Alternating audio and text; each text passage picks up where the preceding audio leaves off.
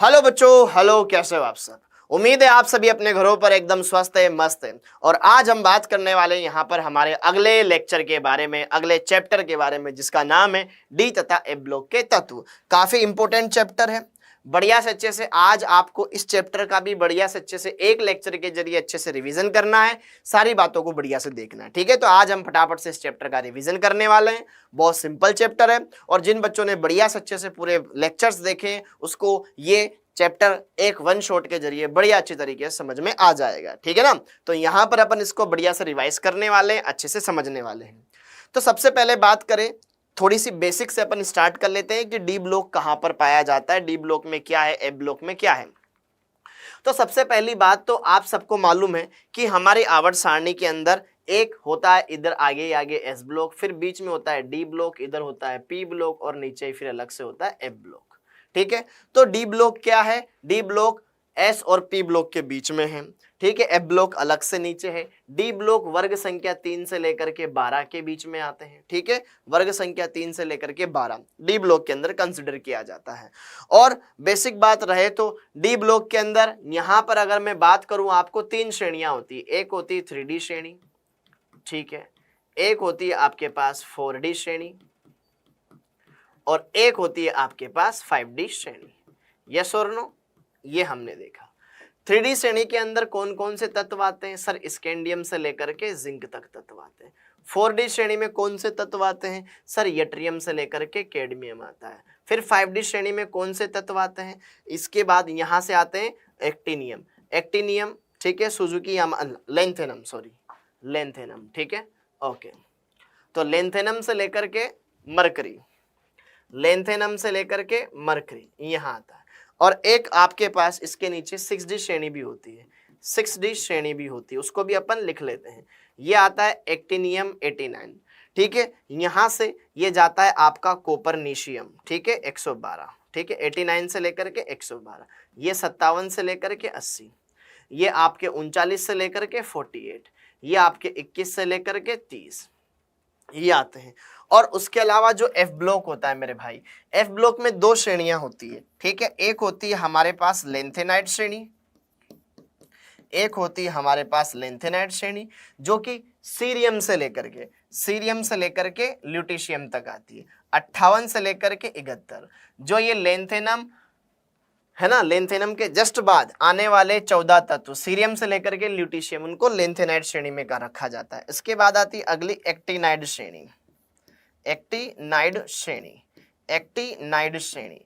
Actinide श्रेणी में कौन से तत्व आते हैं, ठीक है, एक्टिनियम के बाद आने वाले 14 तत्व, थोरियम से लेकर के लोरेंशियम, ठीक है, 90 से लेकर के 103, ये होता है। तो आपको एक मोटा मोटा ओवरऑल आइडिया लग चुका है। 3D श्रेणी आती है आपके चौथे आवर्त में, ठीक है, 4th पीरियड, ओके, ये इधर पीरियड लिखा हुआ है, ठीक है, चौथे आवर्त में। ये आता है आपका 5th पीरियड, ये होता है आपका 6th पीरियड और ये होता है आपका 8th पीरियड, ठीक है, ओके। और यहां पर जो एफ ब्लॉक होता है, एफ ब्लॉक के लिए खास बात ये होती है कि एफ ब्लॉक स्कैंडियम वाले वर्ग के जस्ट अगले वाले वर्ग से पहले ही खत्म हो जाता है। इसके बाद से स्टार्ट होता है लेकिन अगले वाले से जस्ट पहले खत्म हो जाता है। तो इसका वर्ग होता है 3rd वर्ग, इसका वर्ग है बेटा 3।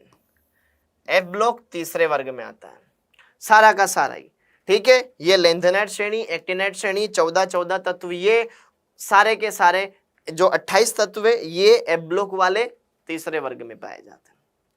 आवर्त इसका अलग होएगा, आवर्त इसका अलग होएगा। लेंथेनम वाला ये 6th आवर्त, ये वाला 8th आवर्त, सॉरी 7th आवर्त, यहाँ 7th आएगा ना, ओके।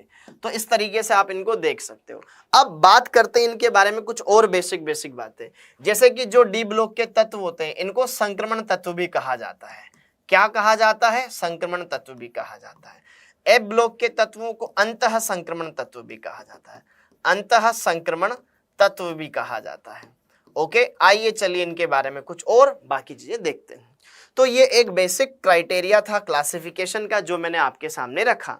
मुझे उम्मीद है आपको पूरी की पूरी ये चीजें समझ में आई होगी, जिसने बढ़िया से ये चैप्टर पढ़ रखा है। एस ब्लॉक क्या है, डी ब्लॉक क्या है, पी ब्लॉक क्या है, एफ ब्लॉक क्या है, ठीक है, ओके। अब एक बार थोड़ा सा अच्छे से और आइडिया ले लेते हैं।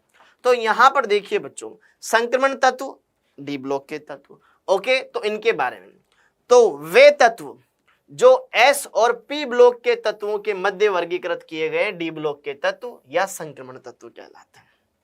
पहली बात, संक्रमण तत्वों के गुणधर्म अधिक विद्युत धनी तत्व एस ब्लॉक और न्यून धनी तत्व पी ब्लॉक के मध्य वर्गीकृत किए गए हैं।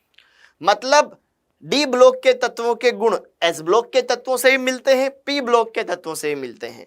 वो बात अलग है कि एस ब्लॉक के तत्व प्रबल विद्युत धनी तत्व होते हैं और पी ब्लॉक के तत्व कम विद्युत धनी होते हैं, ठीक है। तो उन दोनों के बीच के तत्व होते हैं। हाँ जी, डी ब्लॉक के तत्वों में अंतिम इलेक्ट्रॉन उपांत्य कोश मतलब n-1 में प्रवेश करता है, उसके डी उपकोश में, n-1 कोश के डी उपकोश में प्रवेश करता है, ओके। डी ब्लॉक के तत्वों का सामान्य इलेक्ट्रॉनिक विन्यास ये होता है, सबसे पहले NS2, फिर उसके बाद आएगा NS। अच्छा, इसमें भी वेरिएशन देखो, दोबारा से मैं लिख देता हूं, n-1 D 0 से लेकर के 10 तक, 0 से लेकर के 10 तक। आप देखते हो कुछ जगह एक्सेप्शन भी आता है, ठीक है, ओके। कुछ जगह D 0 भी होता है, जनरली 1 से लेकर के 10 तक होते हैं, लेकिन कुछ जगह 0 भी आता है बेटा। और NS यहां पर 0 से लेकर के आपके 2, तो NS, अच्छा यहाँ पे 1 से लेकर के 10, 1 से लेकर के 10, यहाँ 0 से 2 तक ये आ जाएगा, ठीक है। डी में रहेगा तो कम से कम एक इलेक्ट्रॉन तो डी में जाएगा ही जाएगा। तो ये n-1 D 1 से 10 और NS 0 से 2, ये इसका इलेक्ट्रॉनिक विन्यास। अगला, इन तत्वों की परमाणविक एवं किसी अन्य ऑक्सीकरण अवस्था में इनके n-1वें कोश के इलेक्ट्रॉन कक्षक आंशिक रूप से भरे होते हैं। देखो यहां पर जो लिखा हुआ है वो ये है डी ब्लॉक के बारे में। डी ब्लॉक के तत्व कौन होते हैं? जो एस और पी ब्लॉक के बीच में होते हैं। इनके गुण एस और पी से दोनों से मैच करते हैं। इनका सामान्य इलेक्ट्रॉनिक विन्यास ये होता है, ठीक है, ओके। इनके अंदर लास्ट इलेक्ट्रॉन n-1 डी के n-1 कोश के डी उपकोश में प्रवेश करता है। अगली बात, यहां पर देखो ध्यान से, संक्रमण तत्व शब्द आया। वास्तव में संक्रमण तत्व कौन होता है? संक्रमण तत्व कौन होता है? जिनका उदासीन अथवा आयनित अवस्था में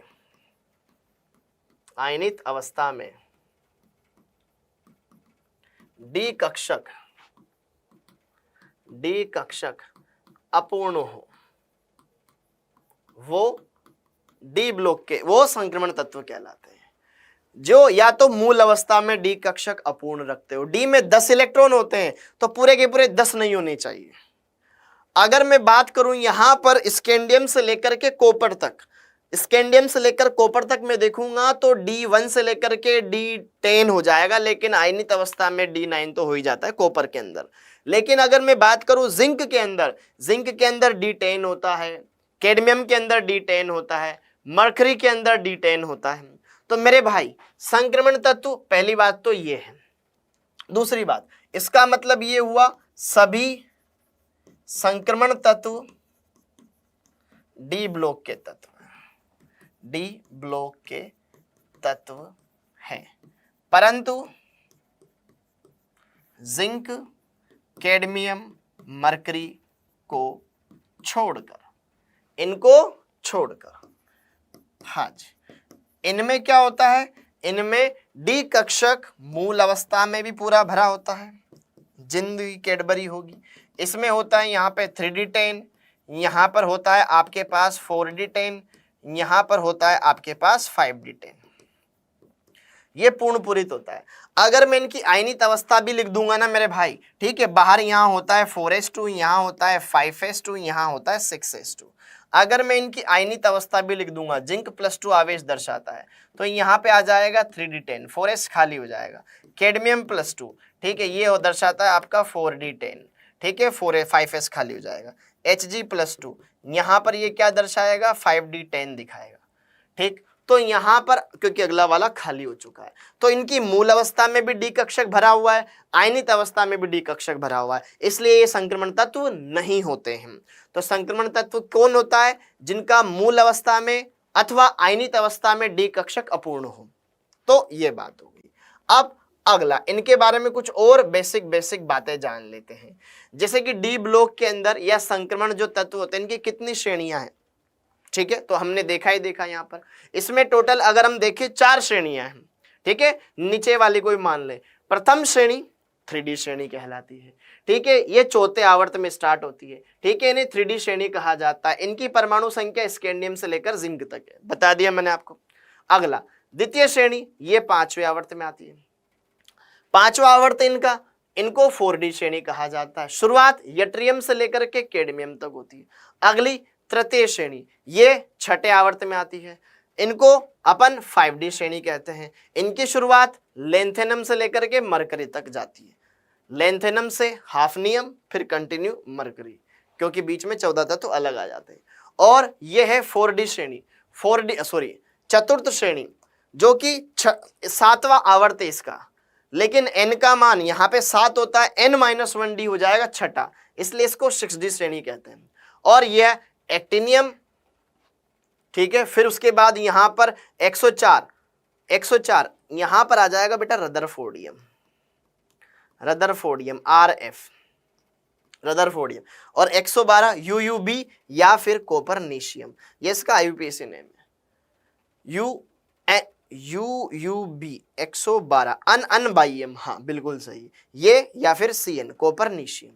तो यहाँ पर आपने ये देखा कि संक्रमण श्रेणियां कौन कौन सी है। एक तो 3D श्रेणी है, एक 4D श्रेणी है, एक 5D श्रेणी है, एक 6D श्रेणी, जिसके बारे में आपको पहले ही बता चुका हूँ।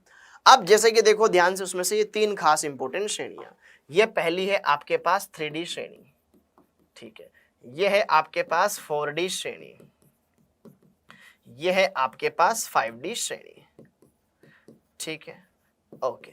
इनके बारे में आपको मैं ऑलरेडी ट्रिक्स वगैरह सब कुछ बता चुका हूं कि यहाँ पर सबसे पहले साइंस टीचर विनीता कुमारी मन फे को नी क्यों जान जलाते हो, ठीक है, ये है 3D श्रेणी, स्कैंडियम से लेकर के जिंक तक 21, 22, 23, 24, 25, 26, 27, 28, 29, 30, डन। फिर उसके बाद यारी जरा निभा मौत तक रुकावट राह में पड़े आग में कूद, ये अपने आप में खुद एक्सेप्शन, ठीक है, मतलब ये सारे के सारे।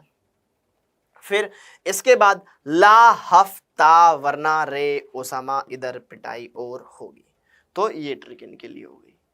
57 से लेकर के बीच में 14 तत्व गायब, फिर उसके बाद 72, 73, 74, 75, 76, 77, 78, 89, 80, ये हो गया।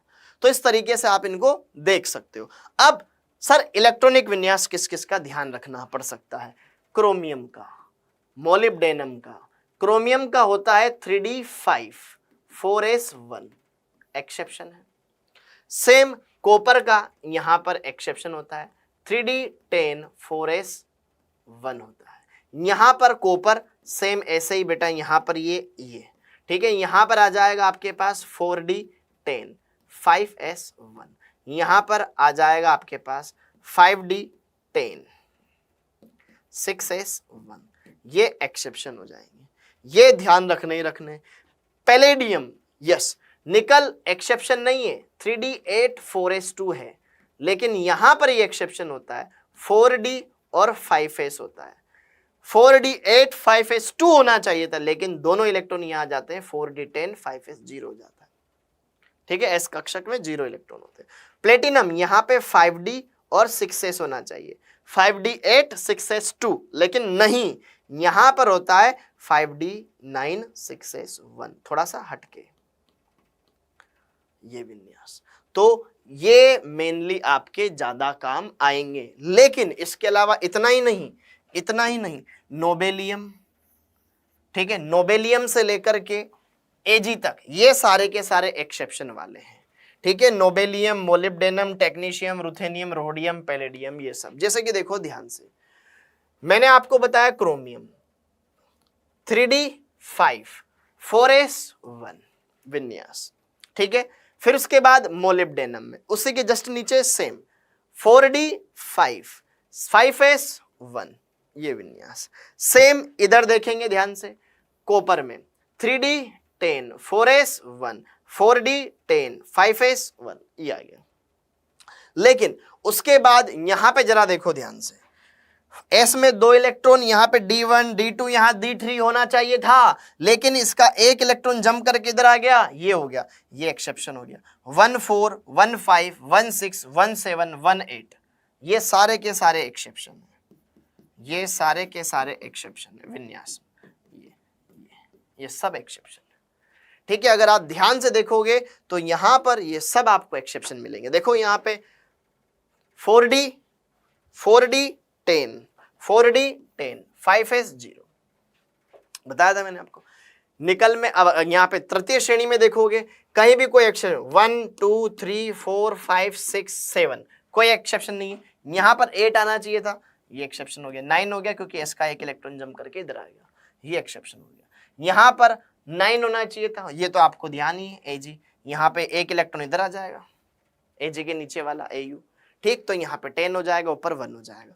तो ये एक्सेप्शन है। इसमें से आपको मैं बता दूं, क्रोमियम वाले ग्रुप को ध्यान रख लेना, और कॉपर वाले ग्रुप को ध्यान रख लेना, और निकल वाले ग्रुप को ध्यान रख लेना, वो एक्सेप्शंस आपके ज्यादा काम आएंगे। ठीक, डन। अब इसके अलावा इनके अंदर कुछ बेसिक प्रॉपर्टीज का अब हम ध्यान रखेंगे। हाँ जी, तो इसके बाद मैंने आपको पढ़ाया था कि डी ब्लॉक के तत्वों के कुछ सामान्य गुणधर्म। डी ब्लॉक के तत्वों के सामान्य गुणधर्मों में जैसे कि उनकी धात्विक गुण क्या है, घनत्व का क्या क्रम है, परमाणु आकार का क्या क्रम है, आयनन ऊर्जा का क्या क्रम है, ऑक्सीकरण अवस्थाएं कौन कौन सी दर्शाते हैं, कौन सी ऑक्सीकरण अवस्थाएं ज्यादा स्थायी होती है, कैसे पता लगाते हैं, इलेक्ट्रोड विभव का क्या क्रम है, उत्प्रेरकीय गुण कैसे दर्शाते हैं, किस प्रकार से वो अंतराकाशी यौगिक उपसहसंयोजक यौगिक बनाते हैं, ये सारे इनके गुणधर्मों के अंदर आ जाएंगे। तो धात्विक गुण देखो भाई, सारी की सारी धातुएं तो डी ब्लॉक के तत्व भी धात्विक गुण दर्शाएंगे, जैसे कि धात्विक सामर्थ्य, धात्विक तन्यता, आघात वर्धनीयता वगैरह। डी ब्लॉक के सभी तत्व धातुएं हैं क्योंकि इनमें बाह्यतम कोशों में 1 या 2 इलेक्ट्रॉन होते हैं। ठीक है, ये कठोर आघात वर्धनीय तन्य होते हैं। अपवाद बस मरकरी लिक्विड होता है। ठीक है, ओके। फर्स्ट बी वर्ग के कॉपर और AgAu ये सर्वाधिक तन्य एवं मुलायम होते हैं। अच्छा, अगर आपको ये बात समझ में नहीं आई हो तो देखो ध्यान से मेरे भाई, ये स्कैंडियम वाला वर्ग, ये टाइटेनियम, ये वेनेडियम, क्रोमियम वगैरह, तो यहां पर देखो ध्यान से, एक बात मैं आपको और इसमें मेंशन कर दूं, ये है वर्ग संख्या 3, ये है वर्ग संख्या 4, ये है 5, ये है 6, ये है 7, ये 8, ये 9, ये 10, ये 11, ये 12। अगली बात, इनके नाम 3 से लेकर 7 तक सारे के सारे बी हैं। ये है 3rd बी, ये है 4th बी, ये है 5th बी, ये है 6th बी, ये है 7 बी। ओके, और 8 9 10 अगर आपको मालूम होगा तो इसको हमने 8th कहा था, और फर्स्ट 11 को कहा था हमने फर्स्ट ए, 12 फर्स्ट बी 12 को कहा था हमने 2nd बी। यस और नो? तो फर्स्ट बी कौन सा है? कॉपर Ag वाला ग्रुप, कॉपर Ag और गोल्ड। ठीक, तो यहां पे जरा देखो ध्यान से। ठीक है, फर्स्ट बी में कौन आता है? क्यों आगे आऊं, ये आते हैं आपके फर्स्ट बी में, या वर्ग संख्या 11। डन। अगला, ये ताप और विद्युत के सुचालक होते हैं क्योंकि धातु है, मुक्त इलेक्ट्रॉन है। फर्स्ट बी के तत्व ये सबसे अच्छे सुचालक होते हैं। ठीक है, चालकता का क्रम, इनमें सर्वाधिक सबसे अच्छा चालक, धातु का मतलब विद्युत का सबसे अच्छा चालक वो होता है Ag। ठीक है, Ag, फिर उसके बाद कॉपर, फिर उसके बाद गोल्ड, फिर उसके बाद एल्यूमिनियम। ये वो सीक्वेंस है जो धारा के लिए सबसे सूटेबल है।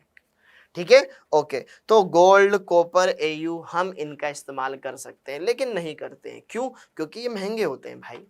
हम नॉर्मल लोहे के वायर इस्तेमाल कर लेते हैं। ठीक है, हम चांदी के वायर इस्तेमाल करेंगे क्या भाई? चांदी को भी कोई चोरी करके ले नहीं ले जाएगा। ठीक, ओके। संक्रमण तत्व के परमाणुओं में सहसंयोजक एवं धात्विक दोनों प्रकार के आबंध उपस्थित होते हैं। ये क्योंकि ये बीच में ना, ये एस ब्लॉक के तत्वों से भी गुणों में समानता दर्शाते हैं, पी ब्लॉक के तत्वों से भी गुणों में समानता दर्शाते हैं, इसलिए ये आयनिक बंध के साथ साथ सहसंयोजक बंध वाले गुण भी दर्शाते हैं। अगली बात, अब इनके परमाणु आकार के बारे में बात करें। तो परमाणु आकार के बारे में बात करें तो यहां पर देखो, आवर्त में भी देखेंगे, वर्ग में भी देखेंगे, मतलब दाएं से बाएं भी देखेंगे, ऊपर से नीचे भी देखेंगे। अगर आपने पीरियोडिक टेबल वाला चैप्टर पढ़ा हुआ है तो वहां पर भी मैंने इनके आकार का सीक्वेंस बताया है। तो देखो एक ही आवर्त में तत्वों के परमाणु एवं आयनिक त्रिज्याओं का क्रम ऐसे होता है कि सबसे त्रिज्या होती है एस की, फिर होती है डी की, फिर होती है पी की।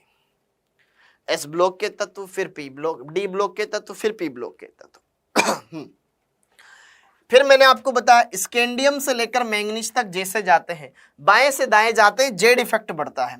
जेड इफेक्ट बढ़ेगा, परिरक्षण प्रभाव घटेगा, शील्डिंग इफेक्ट। ठीक है, जेड इफेक्ट ज्यादा होता है, आकर्षण ज्यादा होता है, आकर्षण ज्यादा होता है तो साइज छोटा हो जाता है, तो रेडियस डिक्रीज, साइज डिक्रीज हो जाएगा।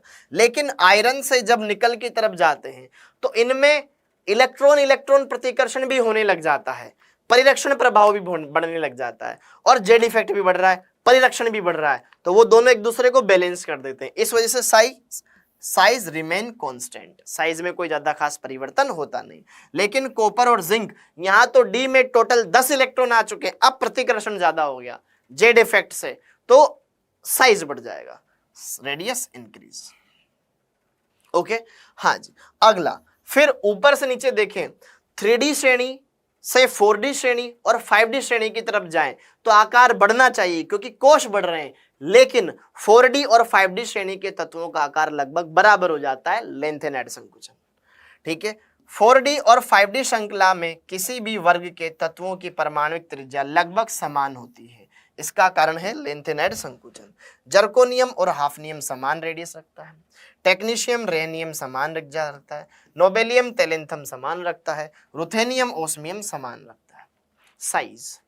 ठीक है, ओके, केवल तीसरे वर्ग को छोड़ करके। अगर मैं बात करूं वर्ग संख्या 3 या थर्ड बी, तो यहां पर आता है ना सुजुकी, यामाहा, लाओ, एसी, इसमें तो क्या होगा, एटॉमिक साइज इंक्रीजिंग ऑर्डर में रहेगा।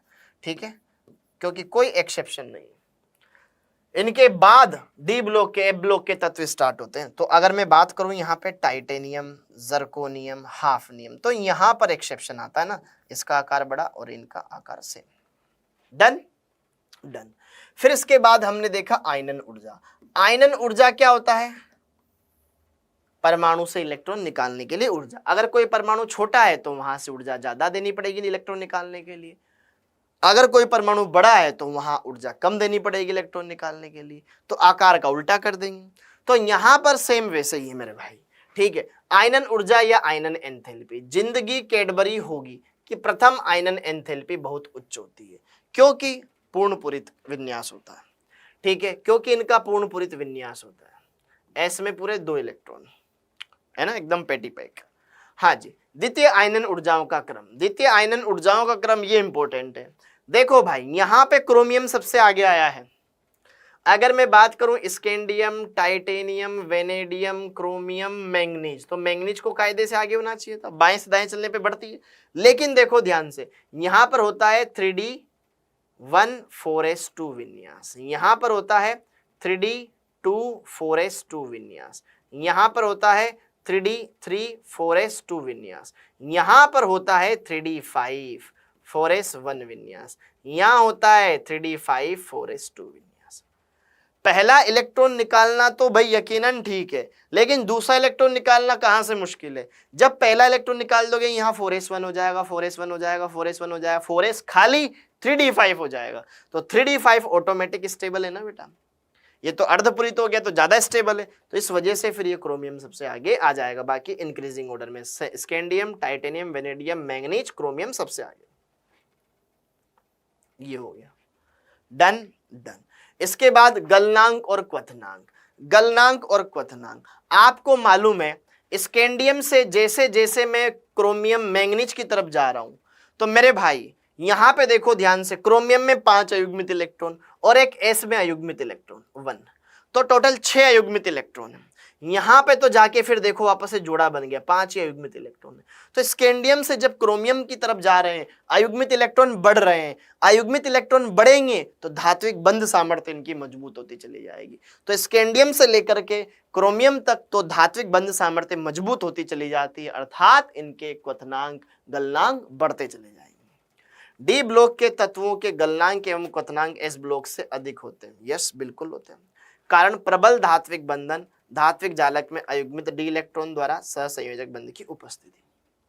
ठीक है, ओके। तो यहां पर सर्वाधिक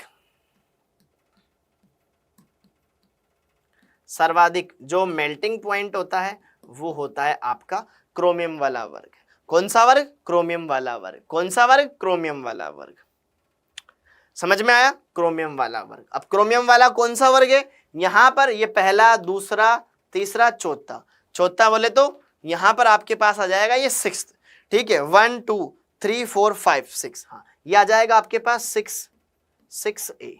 बोले तो वर्ग संख्या 6।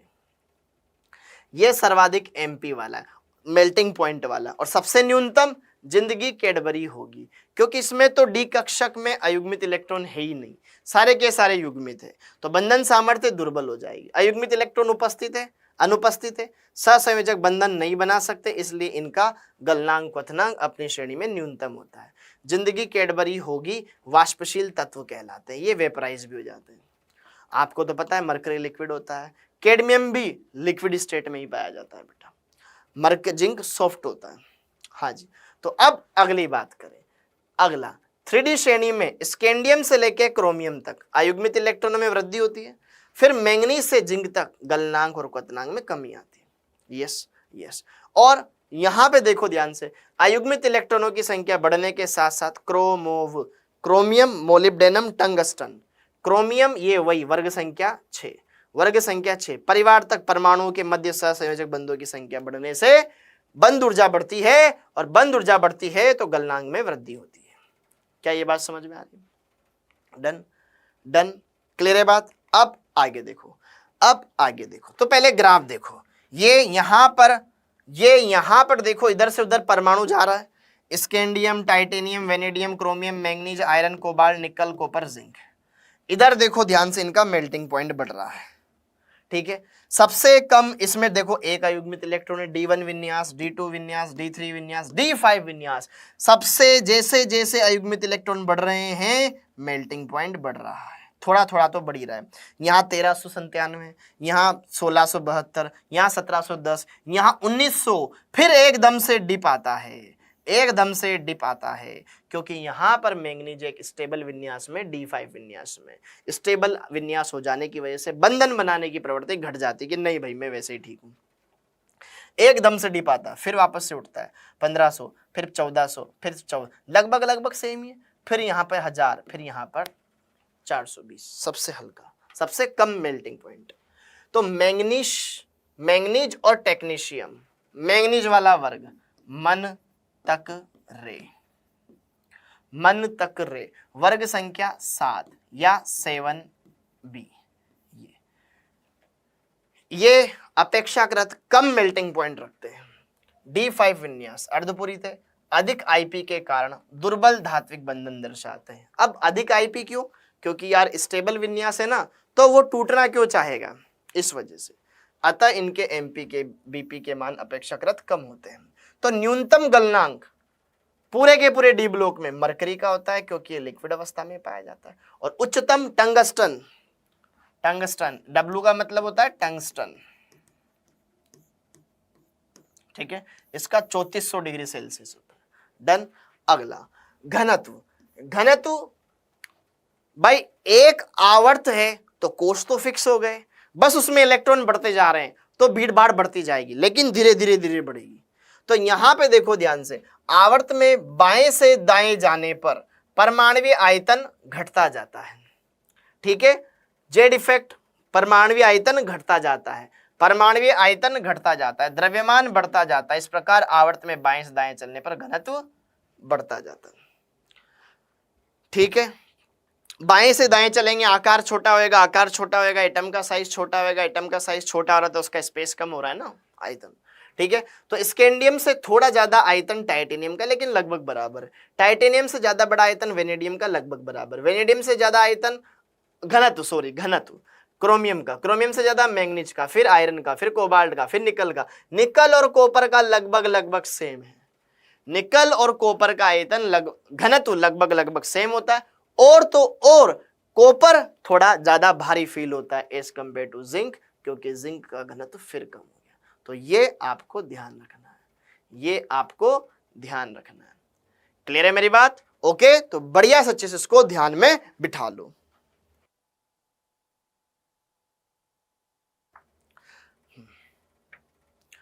हाँ जी, तो ये हमने देख लिया। अब इसके बाद हम बात कर रहे हैं जैसे कि नीचे, तो अब ऊपर से नीचे चलेंगे तो 3D श्रेणी, 4D श्रेणी, 5D श्रेणी, 3D 4D 5D, ऊपर से नीचे चलोगे तो घनत्व बढ़ता चला जाएगा। ठीक है, तो इरिडियम सबसे ज्यादा रखता है घनत्व एज कंपेयर टू ओस्मियम भी। ओस्मियम और इरिडियम दोनों का घनत्व अधिकतम होता है, जिसमें ज्यादा होता है इरिडियम का, ध्यान रखना। 3D श्रेणी से ज्यादा होगा 4D श्रेणी वाले तत्वों का, 4D श्रेणी वाले तत्वों से ज्यादा होगा 5D श्रेणी वाले तत्वों का घनत्व। डन डन, तो ये हो गया। अब इसके बाद अगला टास्क है अपना ऑक्सीकरण अवस्थाएं। देखो भाई, जो डी ब्लॉक के तत्व होते हैं ना, इनका सामान्य इलेक्ट्रॉनिक विन्यास क्या होता है? n-1 डी, 0 से 10 या 1 से 10 इनका विन्यास है, और ns 0 से लेकर के 2। तो अब देखो ध्यान से, होता क्या है कि जो ये n-1 डी कक्षक होता है और ns कक्षक होता है, इनकी ऊर्जाएं लगभग लगभग सेम होती है। तो ये s से इलेक्ट्रॉन निकालने के साथ साथ d से भी निकाल देता है। ठीक है, तो इसलिए ये एक से ज्यादा प्रकार की ऑक्सीकरण अवस्थाएं दर्शाता है। तो यहां पर स्कैंडियम मेनली +3 दर्शाता है। ठीक है, ओके, इसकी +2 अनस्टेबल होती है, +3 ज्यादा स्टेबल होती है, जबकि टाइटेनियम 2, 3, 4। न्यूनतम ऑक्सीकरण अवस्था डी, एस में कितने इलेक्ट्रॉन है, न्यूनतम एस में कितने, अधिकतम टोटल कितने, डी और एस के मिलाकर के। ओके, जनरली अयुग्मित इलेक्ट्रॉन। हाँ जी, तो यहां पर देखो ध्यान से, इसकी +3। टाइटेनियम में यहां पर 2 तो इसकी हो जाएगी +2, फिर एक इलेक्ट्रॉन यहां से निकाल दो +3, फिर एक और निकाल दो +4, यहां से +2, फिर एक निकाल दो। डी में 3 अयुग्मित इलेक्ट्रॉन है, 1 2 3, तो 5 तक चली जाएगी। ठीक है, वेनेडियम। और यहां पर क्रोमियम में 4s1 भाई नॉर्मल ऐसे तो 2 तो होती ही होती। अब इसके अंदर बचे हुए तो ये टोटल हो जाएगा आपके 6, तो इसकी सबसे अधिक होती है +6। ठीक, done. Manganese 3D 4s2 3D5, 4s2 3D5, तो 2 से लेकर के +7 तक दर्शाता है। आयरन 4s2 3D6, तो यहाँ पे +2 भी दर्शाता है, +3 भी दर्शाता है, +4 भी दर्शाता है, +5 भी दर्शाता है, +6 भी दर्शाता है iron. Cobalt 4s2 3D7, +2 +3 +4, same निकल +2 +3 +4, कॉपर +1 +2, जिंक ओनली +2। ध्यान रखिएगा। तो यहां पर ये तत्व है और इनकी ये अलग अलग ऑक्सीकरण अवस्थाएं हैं। यहां पर देखोगे 3 4 5 6 7, फिर 6 4 4 2 2, इस तरीके से आप इसको ध्यान रख सकते हो। हाँ, अब कौन सी ऑक्सीकरण अवस्था कैसे ज्यादा स्थायी है उसके आप पता उसके इलेक्ट्रॉनिक विन्यास से भी लगा सकते हो। स्कैंडियम +2 और स्कैंडियम +3, यहां पर इसका 4s भी खाली हो जाएगा, 3D भी खाली, 4s भी खाली, तो ये आर्गन का विन्यास प्राप्त कर लेंगे। और टाइटेनियम +3 और टाइटेनियम +4 में भी ऐसा ही है। टाइटेनियम 22 नंबर पे आता है, 4 इलेक्ट्रॉन निकाल दो, ये 18 रह जाएंगे आर्गन। ठीक है, मैंगनीज आता है आपके 25 नंबर पर, 25 में से 7 कम कर दोगे तो 18, तो ये विन्यास ज्यादा स्थायी है। वेनेडियम आता है 23 नंबर में, 23 में से 5 कम कर दोगे तो 18 रह जाएगा। ठीक है, इस वजह से ये विन्यास ज्यादा स्थायी है। लेकिन अब मैंगनीज +3 और मैंगनीज +4 +2, यहाँ पे D5 विन्यास है मेरे भाई, यहाँ पे D4 विन्यास है, तो D5 ज्यादा स्टेबल होता है। इसलिए क्रोमियम +2, यहाँ पे D4 विन्यास है, यहाँ पे D3 विन्यास है। एक्वस स्टेट में क्या होता है कि ये एक अष्टफल के संकुल बना लेता है, जिसमें क्रोमियम 3 ज्यादा स्टेबल होता है। तीनों के तीनों इलेक्ट्रॉन T2G में रहते हैं, निम्न ऊर्जा स्तर वाले कक्षक में रहते हैं, इसलिए D3 ज्यादा स्टेबल होता है। क्रोमियम +2 के बजाय क्रोमियम +3 ज्यादा स्टेबल होता है। D3 is more stable then D4 in aqueous solution. ध्यान रखिएगा। अब एक आवर्त में उच्चतम ऑक्सीकरण अवस्था का स्थायित्व, जैसे कि अगर हम बात करें वेनेडियम की अधिकतम ऑक्सीकरण अवस्था +5, क्रोमियम की +6, मैंगनीज की +7, अधिकतम ऑक्सीकरण अवस्थाएं पता चल गई। लेकिन किस पर अधिकतम ऑक्सीकरण अवस्था सबसे ज्यादा होती है? जो उधर होता है, उधर से इधर आने पर अधिकतम ऑक्सीकरण अवस्था की स्टेबिलिटी घटती जाती है। वेनेडियम पर +5 ज्यादा स्टेबल है, क्रोमियम की अधिकतम ऑक्सीकरण अवस्था से और मैंगनीज की अधिकतम ऑक्सीकरण अवस्था से, मतलब ये कम स्टेबल है, तो ये लो में जाना चाहेगा, ये लो में जाना चाहेगा, इसका अपचयन करवाना चाहेगा, तो ये अच्छा ऑक्सीकारक है। ठीक है, वर्ग में नीचे जाने पर उच्चतम ऑक्सीकरण अवस्था का स्थायित्व बढ़ता जाता है। क्योंकि नीचे वाले तत्व का जेड इफेक्ट ज्यादा होता है, ज्यादा इलेक्ट्रॉन खींच लेता है। तो +6 वेनेडियम, क्रोमियम से ज्यादा मोलिब्डेनम पर, मोलिब्डेनम से ज्यादा टंगस्टन पे ज्यादा स्टेबल होता है। अगला इलेक्ट्रोड विभव। इलेक्ट्रोड विभव देखो ध्यान से, पूरा का पूरा इलेक्ट्रोड विभव आपने इलेक्ट्रोकेमिस्ट्री वाले चैप्टर में पढ़ा। इलेक्ट्रोड विभव क्या होता है कि धातु की छड़ और उस विलयन में जो धातु आयन है उनके मध्य उत्पन्न विभवांतर, वही क्या कहलाता है, इलेक्ट्रोड विभव कहलाता है। पक्की बात है, पक्की बात है। तो अब यहां पर अगर हम बात करें 3D श्रेणी के अंदर, स्पेशली 3D श्रेणी के अंदर स्पेशली सारी धातु हैं। आपने इलेक्ट्रोकेमिकल सीरीज देखी होगी। अगर 3D श्रेणी में मैं बात करूं, स्कैंडियम से लेकर के जिंक, सारी धातुओं में से एकमात्र धातु ऐसी है कॉपर, जिसका अपचयन विभव धनात्मक होता है, बाकी सबका ऋणात्मक होता है, क्योंकि धातुएं इलेक्ट्रॉन त्यागने का गुण दर्शाती है। ठीक है, वो चाहेगी कि हम उदासीन से धनावेशित हो जाएं, न कि धनावेशित से उदासीन। ठीक है, जबकि कॉपर ऐसा है जो कि धनावेशित होना चाहता है। ठीक है, जब E नोट +2 से M में जाना, अपचयन विभव 3D श्रेणी में केवल कॉपर के लिए यह मान धनात्मक होता है, क्योंकि कॉपर +2 से 2 इलेक्ट्रॉन लेकर के किस में जाने की कोशिश रखता है, कॉपर में जाने की कोशिश रखता है। और ये इसके लिए कैसा आता है, E नोट पॉजिटिव आता है। कॉपर +2 कॉपर में जाता है, पॉजिटिव आता है, इसकी वैल्यू होती है 0.34 वोल्ट, पता होगा आपको। बाकी सबके लिए नेगेटिव होता है। ठीक है, स्कैंडियम, जिंक, टाइटेनियम वगैरह सबके लिए नेगेटिव होता है। हाँ जी, और अगर हम बात करें E नोट +3 से +2 में जाने का, E नोट +3 से +2 में जाने का डिपेंड करता है उनका विन्यास, स्टेबल हो रहा है या अनस्टेबल हो रहा है। हाँ जी, क्रोमियम +3 से +2, क्रोमियम +3 में ज्यादा स्टेबल है, हाँ, के +2 में, +3 में ज्यादा स्टेबल है, तो क्या +3 +2 में जाना चाहेगा, नहीं, आप भिजवाना चाह रहे हो, नेगेटिव आ जाएगा। कारण इसका T2G3 विन्यास ज्यादा स्टेबल है, D3 ज्यादा स्टेबल है D4 से। मैंगनीज +3 से +2 में, +3 में D4, +2 में D5, D5 ज्यादा स्टेबल है, यस तो जाना चाहेगा, पॉजिटिव आ जाएगा, उच्च धनात्मक। ठीक है, D4 ज्यादा स्टेबल होता है D5 से। Fe +3 +2 में जाना चाहेगा, क्या Fe +3 ज्यादा स्टेबल होता है D5 विन्यास, यहाँ +2 D6 विन्यास, D5 ज्यादा अच्छा, तो ये इसमें जाना नहीं चाहेगा। तो इसके लिए बहुत, इसका नेगेटिव भी नहीं आता लेकिन लेस पॉजिटिव आता है, मतलब धनात्मक में ज्यादा धनात्मक नहीं। ओके, अब यहां पे जरा देखो ध्यान से, उच्चतर ऑक्सीकरण अवस्थाओं के स्थायित्व का क्रम। पहली बात तो जो तत्व होते हैं संक्रमण तत्व, ये उच्चतम ऑक्सीकरण अवस्था किसके साथ दर्शाना पसंद करेंगे, जो इलेक्ट्रॉन खींचने में माहिर हो, हेलोजन, जैसे कि फ्लोरीन। उच्चतम ऑक्सीकरण अवस्था दर्शाई जा सकती इसके साथ। इससे भी अच्छा ऑक्सीजन, क्योंकि एक ऑक्सीजन 2 बंध बनाता है, तो वहां पे कम ऑक्सीजन लगेंगे, बंध ज्यादा बन जाएंगे, तो उसकी भी इलेक्ट्रोनेगेटिविटी ज्यादा होती है। तो ऑक्सीजन के साथ और हेलोजनों के साथ तत्व अपनी अधिकतम ऑक्सीकरण अवस्थाएं दर्शा सकता है। ठीक है, ओके, जैसे कि KMnO4 में मैंगनीज पे +7 आवेश है, क्योंकि उसके साथ ऑक्सीजन जुड़ा हुआ है। ठीक है, ओके। हाँ जी, धातु हेलाइड, तो हेलोजनों में पता चला आपको। सामान्यतया प्रथम संक्रमण श्रेणी के तत्वों की निम्न ऑक्सीकरण अवस्थाएं प्रदर्शित करने की प्रवृत्ति होती है।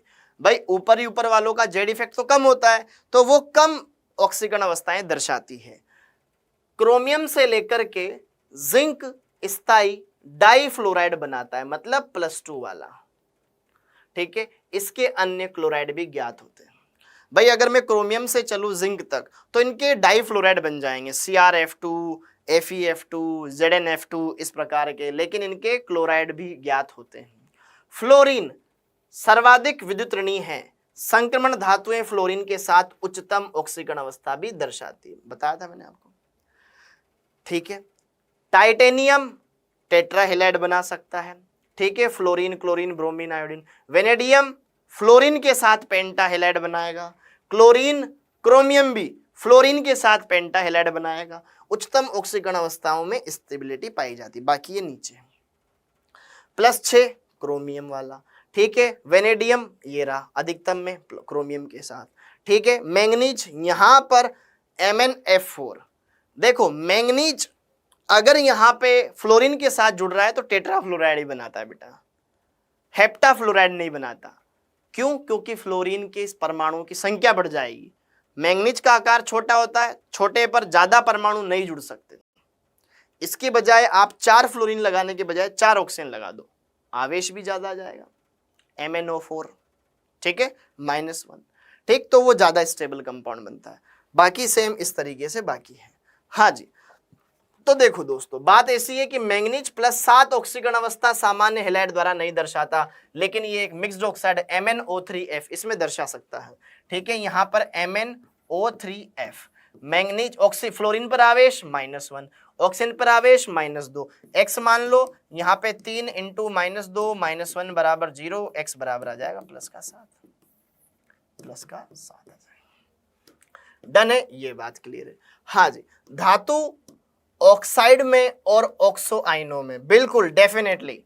देखो भाई, ऑक्सो आयन ऑक्सीजन वाले, ऑक्साइड ऑक्सीजन वाले, ठीक है। तो ऑक्सीजन जुड़ा हुआ है तो ऑक्सीजन के साथ भी ये अधिक आवेश दर्शा सकते हैं।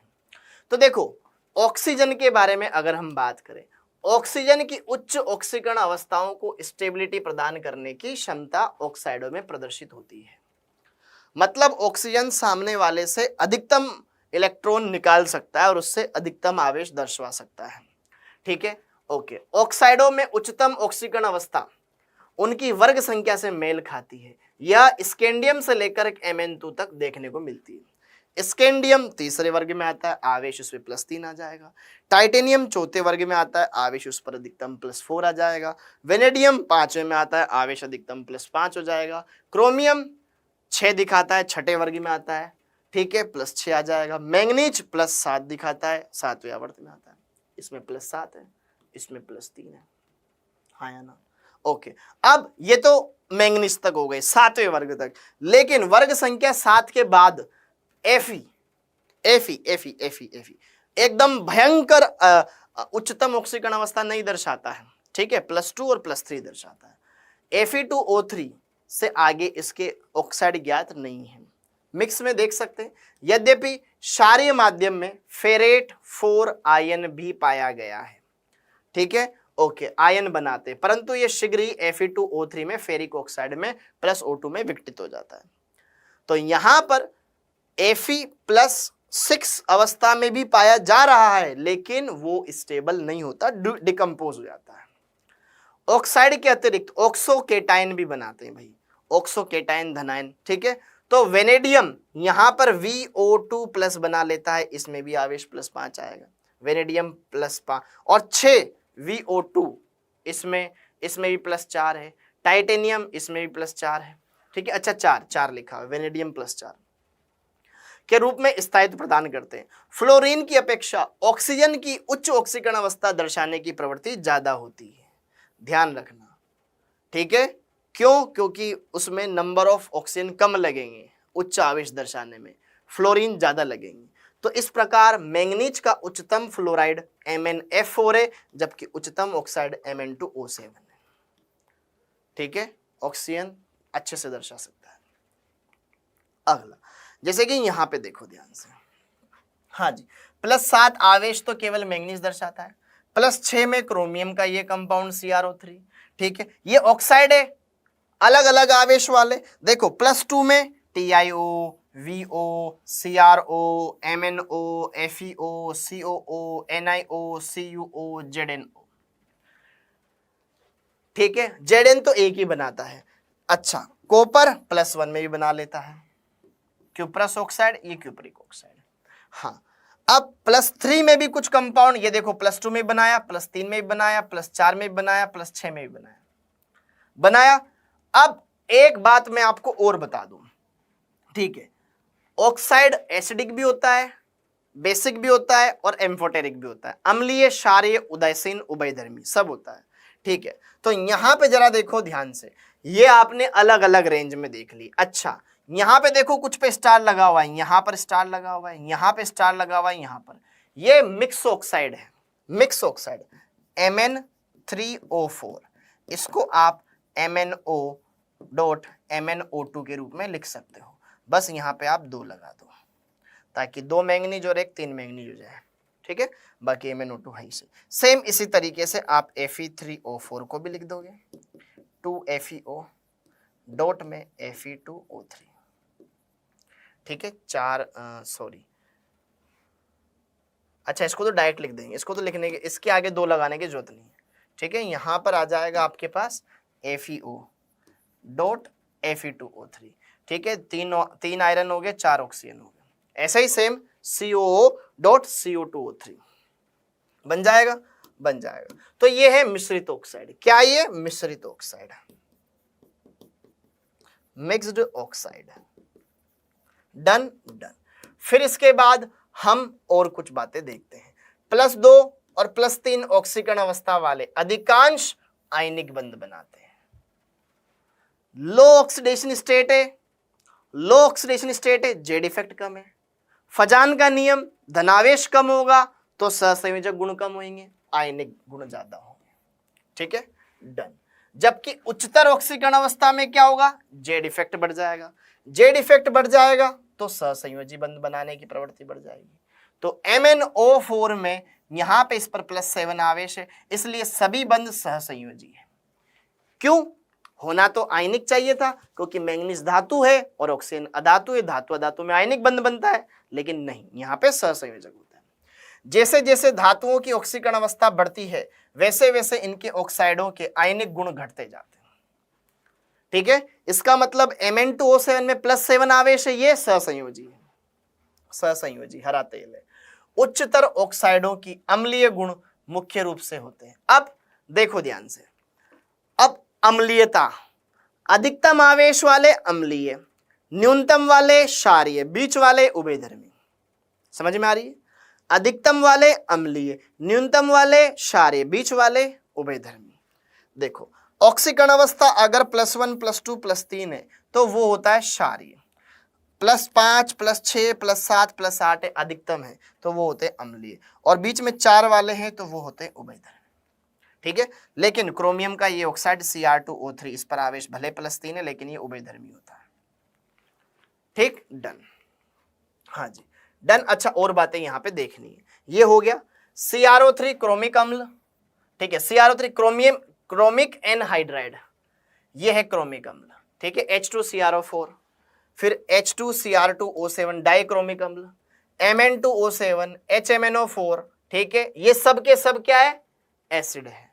अच्छा, तो यहां पे, अच्छा एक बात और गलत पढ़ दिया मैंने, CrO3, H2CrO4 और H2Cr2O7 देता है, क्रोमिक अम्ल और डाइक्रोमिक अम्ल दोनों बनाता है, जबकि Mn2O7 परमैंगनिक अम्ल बनाता है, HMnO4। V2O5, वैसे तो इसको उभयधर्मी बोला गया है, लेकिन नहीं, ये उभयधर्मी नहीं होता है, यह मुख्यतः अम्लीय होता है, एसिडिक होता है। ठीक है, क्षार एवं अम्ल दोनों के साथ क्रिया करता है, लेकिन मुख्यतः अम्लीय होता है। लिखा हुआ है, NCERT की लाइन है बेटा। क्षार क्षारीय माध्यम में ये ऋणायन बनाता है, अम्लीय माध्यम में ये धनायन बनाता है। क्लियर है? क्षारीय माध्यम में क्या करेगा? ये ऋणायन बनाएगा, अम्लीय माध्यम में क्या करेगा? ये धनायन बनाएगा। ठीक है, डन। बाकी ये हो गया। हाँ जी, रंग, डी ब्लॉक के तत्व रंगीन होते हैं।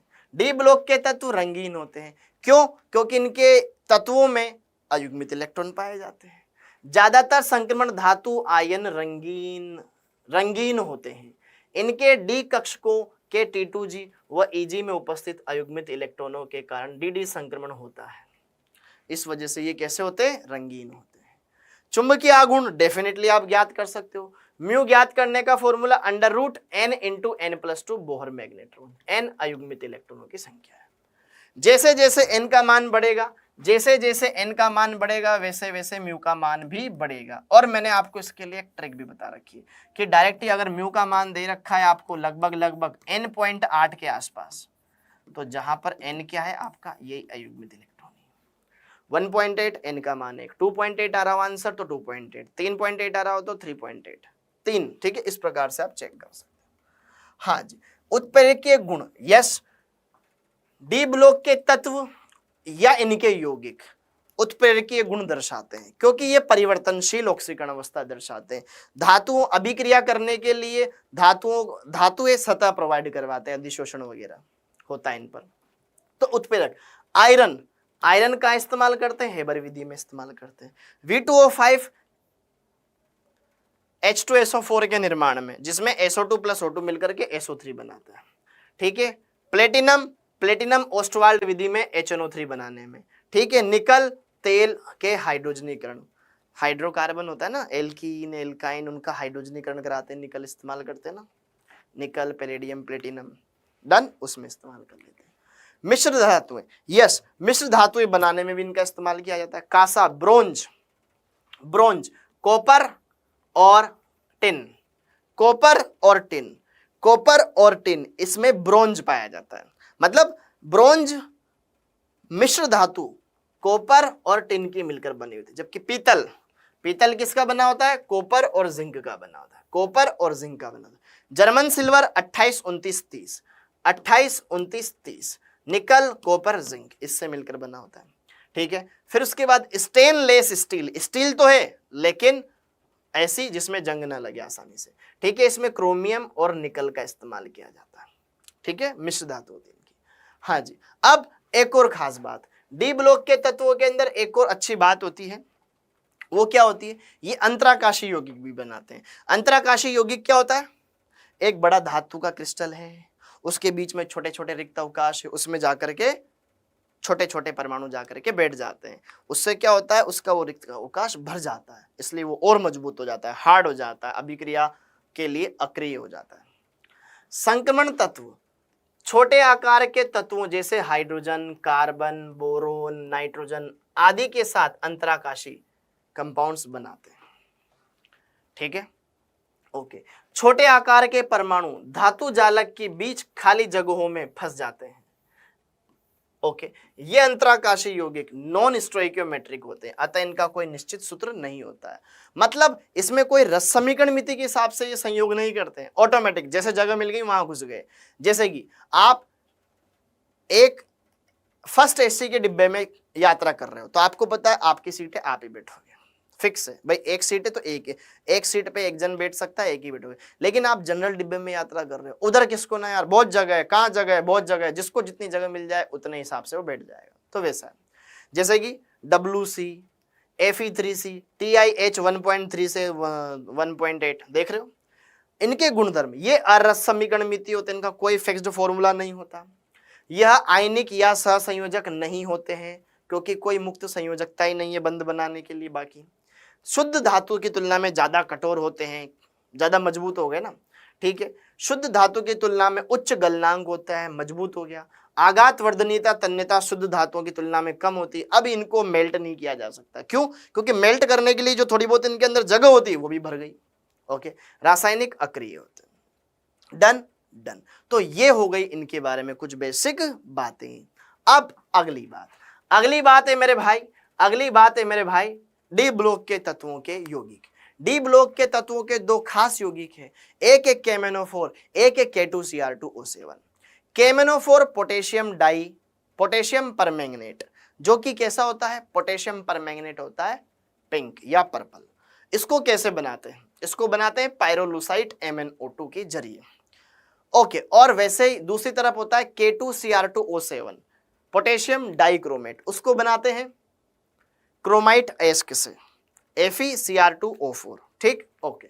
तो यहां पर पोटेशियम परमैंगनेट के बारे में हम बात करें, तो पोटेशियम परमैंगनेट को क्रोमाइट एस्क से बनाया जाता है। क्रोमाइट एस्क होता है MnO2, उसकी अभिक्रिया आप ऑक्सीजन की उपस्थिति में KOH के साथ करवाओ या K2CO3 के साथ करवाओ, आप पहले उससे बनाएंगे आप क्या? वहां पर पोटेशियम मैंगनेट बनाएंगे, फिर पोटेशियम मैंगनेट को आप परमैंगनेट में कन्वर्ट करेंगे। तो ये देखो, MnO2 ले लो KOH के साथ और O2 के साथ, या फिर K2CO3 या O2 के साथ। पहले क्या बन जाएगा? पोटेशियम मैंगनेट प्लस साथ में H2 निकल जाएगा, अगर OH है, अगर कार्बन है तो CO2 निकल जाएगा। Done, okay. ये हरे कलर का होता है, वो बैंगनी कलर का होता है, ये हरे कलर का होता है, ये होता है पिंक या बैंगनी, और ये होता है आपका ग्रीन। तो ऐसे देख लो, MnO4 माइनस, ये होता है आपके पास बैंगनी, ठीक है, और MnO4 2 माइनस, रेनाइन का इंपोर्टेंस है, ये होता है आपका हरा, ध्यान रखिएगा। ठीक है, ओके। ये कैसा बैंगनी, और ये कैसा आपका हरा। ठीक है, डन। हाँ जी, अब अगली बात, इतनी बात हो गई तो हमने ये बना लिया भाई, मैंगनेट आयन बना लिया। अब मैंगनेट को परमैंगनेट में कन्वर्ट करना है, इस पर आवेश +6 है, इस पर आवेश +7 है, तो +6 से +7 में भेजना पड़ेगा, ऑक्सीकरण कराना पड़ेगा। ऑक्सीकरण आप क्लोरीन के जरिए करवा सकते हो, ऑक्सीकरण आप ओजोन के जरिए करवा सकते हो, ऑक्सीकरण आप CO2 के जरिए करवा सकते हो, केमिकल ऑक्सीडेशन, या फिर आप इलेक्ट्रोलाइसिस भी करवा सकते हो। तो देखो ध्यान से, अब यहां पे देखो ध्यान से के Cl2, यहां पर ओजोन, यहां पे CO2, ये सब ऑक्सीकारक का रोल प्ले करते हैं, ताकि यहां पर जो KMnO4 में आवेश है, K2MnO4 में +6 आवेश, इसको +7 में बदला जा सके, या ये KCl में कन्वर्ट हो जाएगा। H2O + O3, तो यहां पर एक तो आपके पास ये बन जाएगा, साथ में KOH + O2 बन जाएगी, यहां पर ये बन गया +7 में। CO2 लोगे तो यहां पर ये KMnO4 बन जाएगा, K2CO3 बन जाएगा, साथ में MnO2 बन जाएगा, ये बन गया आपके +7 में, ये चला गया +4 में। ये आपकी विषमानुपातन अभिक्रिया हुई, +6 से +7 में भी गया, +4 में भी गया। ओके, विषमानुपातित। ओके, लेकिन हमारा मेन प्रोडक्ट मिल गया हमें KMnO4। या आप एक तरीका और है कि यहां पर इसको क्या करें, औद्योगिक पैमाने पर इसे MnO2 से बनाते हैं, MnO2 के साथ KOH को संग्रहित करके मैंगनेट का वैद्युत अपघटन करा लेते हैं, ऑक्सीकरण।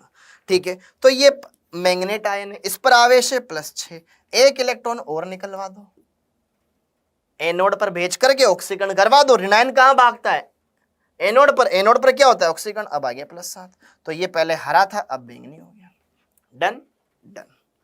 ओके, अगला आप इसको एक और तरीके से बना सकते हो। ठीक है, इसको एक और तरीके से बना सकते हो, परऑक्सो डाई सल्फेट आयन के द्वारा, Mn+2 आयन की हेल्प से। यह है आपके पास प्रयोगशाला विधि।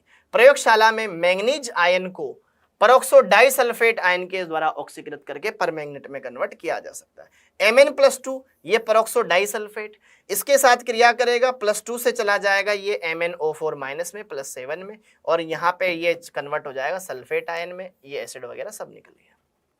ठीक है, तो इस तरीके से भी आप कन्वर्ट सकते हो। अब बात आती है कि ये दिखता कैसा है, कैसा होता है, क्या करता है, क्या नहीं करता है। यह जामुनी बैंगनी रंग का होता है, क्रिस्टलीय यौगिक होता है। इसको कमरे के ताप पर जल में मध्यम रूप से ये विलय होता है। ओके, अब इसके कुछ खास इफेक्ट, जैसे कि इसको गर्म करेंगे तो क्या मिलेगा भाई, अगर KMnO4 को गर्म करोगे तो K2MnO4 दे देगा, प्लस में यहाँ पे क्या देगा आपको, ये MnO2 देगा प्लस O2 देगा, तो K2MnO4 + MnO2 + O2 ये दे देगा। क्षारीय माध्यम में रखोगे तो भाई साहब सांद्र सांद्र सांद्र सांद्र H2SO4 क्या करता है, खतरनाक है ना। सांद्र H2SO4 अम्लीय माध्यम प्रोवाइड करवाने के लिए हम सिर्फ दुर्बल अम्ल लेते हैं या तनु अम्लीय लेते हैं, तनु H2SO4 लेते हैं, ये सांद्र है, इसी के साथ क्रिया करेगा, एक विस्फोटक यौगिक बनाता है Mn2O7। सांद्र H2SO4 के साथ उपचारित करने पर KMnO4 आधिक्य में लिया जाता है, ये मैंगनीज हेप्टाऑक्साइड बनाता है, जो कि गर्म करने पर विस्फोट के साथ विघटित होता है। KMnO4 को कंसंट्रेट H2SO4 के साथ गर्म करते हैं तो ये Mn2O7 में कन्वर्ट होता है, जो कि एक विस्फोटक केमिकल होता है। अगला पोटेशियम परमैंगनेट, यह चाहे आपका दुर्बल क्षारीय माध्यम हुआ अर्थात उदासीन, अम्लीय माध्यम हुआ चाहे उदासीन माध्यम हुआ, ये क्षारीय माध्यम, हर एक माध्यम में ये ऑक्सीकारक की तरह व्यवहार करता है। क्या हमने रेडॉक्स वाले चैप्टर में देखा है कि KMnO4 चाहे एसिडिक मीडियम हुआ, चाहे बेसिक मीडियम हुआ, चाहे न्यूट्रल मीडियम हुआ, हर मीडियम में ये एसिडिक कैरेक्टर, ये ऑक्सीडाइजिंग एजेंट की तरह बिहेव करता है ना। ओके, और अलग अलग ऑक्सीकरण अवस्थाओं में ये जाता रहता है। तो अगर मैं बात करूं अम्लीय माध्यम में, अम्लीय माध्यम में अगर मैं KMnO4 ले रहा हूं तो देखो दोस्तों, अगर यहाँ पर MnO4- है, अगर मीडियम एसिडिक है तो ये किस में जाएगा, Mn+2 में जाएगा। यहाँ पर +7 में था, +2 में चला गया। ये होता है बहुत ही हल्के रंग का होता है, इसलिए इसको रंगहीन बोलते हैं। Mn+2 में चला जाएगा, रंगहीन हो जाएगा। खुद का क्या कर दिया, अपचयन कर दिया। अब सामने वाले का क्या करेगा, ऑक्सीकरण करेगा। तो यहां पर अगर H2S है, सल्फर -2 में है, 0 में चला गया सल्फर में। SO2 है, SO4 बना दिया। NO2- है, नाइट्राइट आयन है, नाइट्रेट में कन्वर्ट कर दिया। फेरस आयन है, फेरिक आयन में कन्वर्ट कर दिया। Cl- को Cl2 में कन्वर्ट कर दिया। Br- को Br2 में कन्वर्ट कर दिया। I- को I2 में कन्वर्ट कर दिया। क्या सबका इसने क्या कर दिया, ऑक्सीकरण कर दिया। यह सबका ऑक्सीकरण कर दिया मेरे भाई। अच्छा, एसिड लेने के लिए हम यहां पर इस्तेमाल करते हैं तनु H2SO4, ना कि तनु HCl। ऐसा क्यों, क्योंकि Cl का जो Cl- है वो ऑक्सीकृत हो जाएगा। हमें क्रिया नहीं करवानी मीडियम की, मीडियम प्रोवाइड करवाना है बस। H2SO4 लेंगे तो क्या होगा कि सल्फेट आयन ऑलरेडी +6 में है, उसमें सल्फर, उसका कोई प्रभाव नहीं पड़ेगा उस पर, बस जो सामने वाला जो भी अभिकर्मक होगा ना उसको ऑक्सीकृत करेगा। लेकिन HCl में तो Cl- ही न्यूनतम में है, उसको तो ऑक्सीकृत कर देगा वो Cl2 में। और ये है ऑक्जेलिक अम्ल, ऑक्जेलिक अम्ल से क्या निकाल देगा, ये CO2 निकाल देगा। तो ये होती है आपके एक अम्लीय माध्यम में। अगर मैं बात करूं दुर्बल क्षारीय या उदासीन माध्यम में, इसमें Br- है ब्रोमेट, आयोडाइड I- है आयोडेट, थायोसल्फेट आयन है सल्फेट, Mn+2 है MnO2 और खुद MnO2 में कन्वर्ट हो जाएगा। ठीक है, +7 से +4, उदासीन या दुर्बल क्षारीय माध्यम। डन है, क्लियर है। तो ये इसकी पूरी पिक्चर आपको समझ में आनी चाहिए। Done, okay. अब इसके बाद आता है पोटेशियम डाइक्रोमेट। पोटेशियम डाइक्रोमेट, बाकी देखो जिसने लेक्चर देखा हुआ है ना उसको ज्यादा अच्छी तरीके से क्लियरिटी आएगी। मैं आपसे फिर बोल रहा हूं, आपकी प्रायोरिटी होनी चाहिए पहले लेक्चर देखना, फिर उसके बाद बैकलॉग क्लियर करना। ठीक है, अगर आप वो देख रहे हैं तो आपके लिए बहुत सारी चीजें ऑटोमेटिकली क्लियर हो जाएगी, सॉर्ट हो जाएगी। डन, डन, ये पक्की बात हो गई। ओके, अच्छा यहां पर जो ये MnO4- है, इनके मैं एक बार स्ट्रक्चर बना देता हूं। MnO4- ये ऐसा होता है बेटा,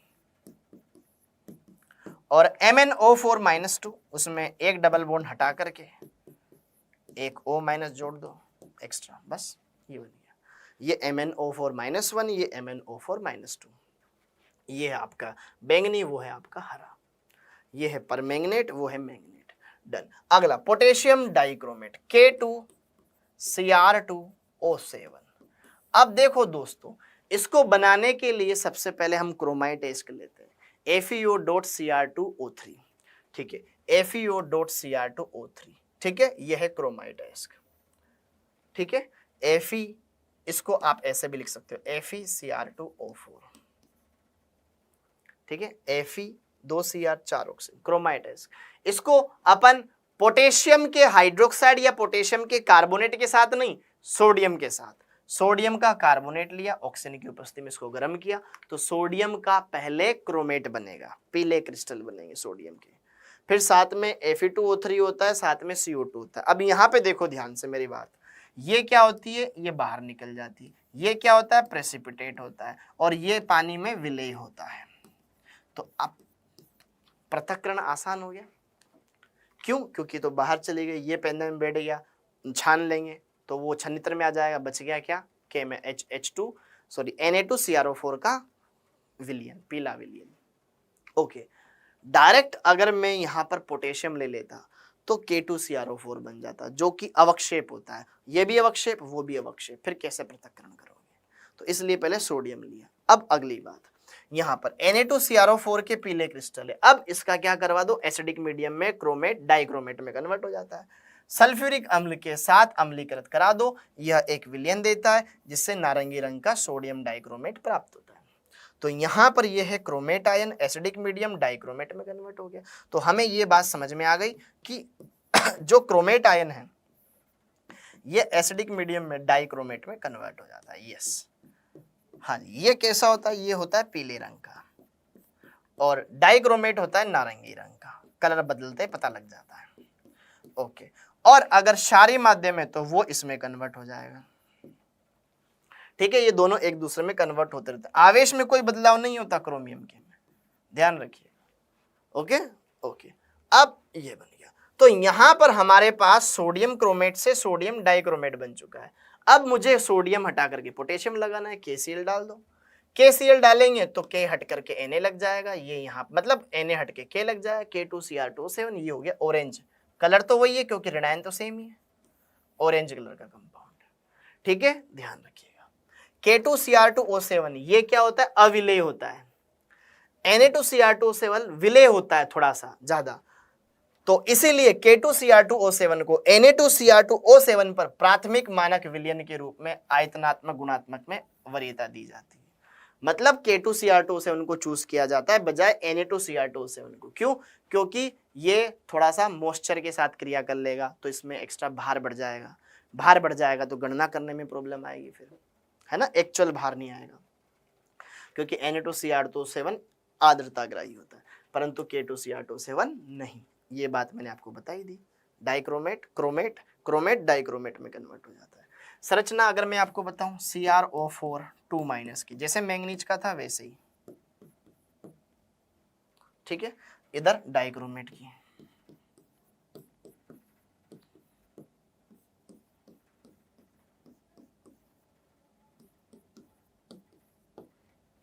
इस तरीके से, डन डन। अब अगला भौतिक गुण, इसके भौतिक गुण, ये कैसा यौगिक होता है, पीला लाल क्रिस्टलीय यौगिक होता है, इसलिए ये आसानी, मतलब क्रिस्टलीय यौगिक के तो जल में इजीली घुलता नहीं है, ठंडे में तो घुलेगा नहीं, गर्म में घुल जाएगा। शीतल जल में ये क्या होता है, अल्प विलेय, गर्म जल में ये क्या होता है, पूर्णतया विलेय हो जाता है। ठीक है, ओके। रासायनिक गुण, उष्मीय प्रभाव, हीटिंग करने पर क्या होएगा, जैसा KMnO4 के साथ हुआ था कि उसका परमैंगनेट से मैग्नेट बना था प्लस उसका ऑक्साइड बना था प्लस O2 निकली थी, सेम यहाँ पर वैसा ही होगा कि डाइक्रोमेट को तोड़ोगे तो उसका क्रोमेट बन जाएगा प्लस उसका ऑक्साइड बन जाएगा प्लस O2 बन जाएगी। तो डाइक्रोमेट को तोड़ा, उसका क्रोमेट बन गया प्लस उसका ऑक्साइड बन गया प्लस यहाँ पर ऑक्सीजन मिल गई। ठीक है, अम्लीय माध्यम में K2Cr2O7 ऑक्सीकारक होता है। जैसी सेम अभिक्रिया हमने एसिडिक मीडियम में KMnO4 के लिए देखी थी ना, सेम वैसे यहाँ पर देख सकते हैं। देखो ध्यान से, ये खुद तो Cr2O7 2- खुद तो Cr+3 में चला जाता है, +6 से +3 में, कब, एसिडिक मीडियम में, और सामने वाले को ऑक्सीकृत कर देता है। सल्फर में SO2, SO4 में नाइट्राइट, नाइट्रेट में सल्फाइट, सल्फेट में Sn+2, Sn+4 में Fe+2, Fe+3 में Br-, Br2 में I-, I2 में दिस एल्कोहल एसिड में, पता है ना, ये Cr+3, ये हरा कलर का होता है, हरा करेला, ये नारंगी होता है। क्या मेरी बात समझ में आई, क्या मेरी बात समझ में आई? ओके, इस तरीके से इसकी अभिक्रियाएं होती है। तो ये था आपके पास डी ब्लॉक। तो डी ब्लॉक मुझे उम्मीद है कि आपको बढ़िया से अच्छे समझ में आया होगा, सारी बात एकदम बढ़िया से क्लियर हुई होगी। अब इसके बाद आता है आपका एफ ब्लॉक। एफ ब्लॉक बोले तो अंतर संक्रमण तत्व, इनर ट्रांजिशन एलिमेंट्स। अच्छे से रिवाइज हो गया ना, बढ़िया से अच्छे से। आपको इसको रिवीजन के पर्पज से देखना है, ऐसा नहीं कि मैं तो यही देख लूं काम हो जाएगा ना, ये नहीं चलेगा। बेच में आपने बढ़िया से जो लेक्चर देखे उनको कंप्लीट करो। ये तो यार एक बार का रिवीजन है ना, वन शॉट टाइप का। ओके, हाँ जी। अंतः संक्रमण तत्व, अंतः संक्रमण तत्व क्या होता है, क्या होता है, एफ ब्लॉक के तत्व जिनका लास्ट इलेक्ट्रॉन N-2 कोश के F उपकोश में प्रवेश करता है, वो कहलाते हैं आपके अंतः संक्रमण तत्व। ठीक है, हाँ जी। तो जिनमें N-2 कोश के F उपकोश में या F कक्षक में प्रवेश करता है, अंतः संक्रमण तत्व कहलाते हैं। इसमें दो श्रेणियां होती है, लेंथेनाइड श्रेणी, एक्टिनाइड श्रेणी। बता चुका हूं, लेंथेनाइड श्रेणी सीरियम से लेकर के ल्यूटीशियम, 58 से लेके 71, 90 से लेके 103, थोरियम से लोरेंशियम। अब अगर हम बात करें लेंथेनाइड के बारे में, तो लेंथेनाइड दुर्लभ मृदा तत्व, क्योंकि ये बहुत कम मात्रा में पाए जाते हैं। ठीक है, इलेक्ट्रॉनिक विन्यास, इलेक्ट्रॉनिक विन्यास अगर अपन देखें, इलेक्ट्रॉनिक विन्यास अगर मैं देखें एफ ब्लॉक का, अगर मैं इलेक्ट्रॉनिक विन्यास बताऊं, N-2 F, 1 से लेकर के 14 इलेक्ट्रॉन। ठीक है, 1 से लेकर के 14 इलेक्ट्रॉन। फिर उसके बाद N-1 D में 0 या 1 इलेक्ट्रॉन, फिर NS2, ये भरा हुआ रहता है। ठीक है, ओके। ये आता है छठे आवर्त में, ये आता है 7वें आवर्त में, तो इसलिए यहाँ पे 7s, यहाँ 6s2 आ जाएगा, यहाँ 5D आ जाएगा, ये 4F आ जाएगा। ठीक है, तो इसके लिए आ जाएगा यहाँ पर 4F, 1 से लेके 14। ठीक है, यहाँ पर आ जाएगा 5D, 0 से लेके 1, 6S, ठीक है, तो इस प्रकार से इसका विन्यास आ जाएगा। अरे डन है मेरी बात। तो ये है आपके पास काम का विन्यास, इसमें कुछ एक्स्ट्रा भी लिखा हुआ है, आप इस पे फोकस करें। हाँ जी, अब देखो ध्यान से, सीरियम सीने पर नदियां प्रेम की समाई यूं गदगद तब दिल हुआ और तुम यूं भी लाजवाब हो। काम काम के कौन कौन से, एक तो यहाँ पर गैडोलिनियम और यूरोपियम, ठीक है, बाकी यहाँ पर स्टार्टिंग में आ जाता है, देखना इनका विन्यास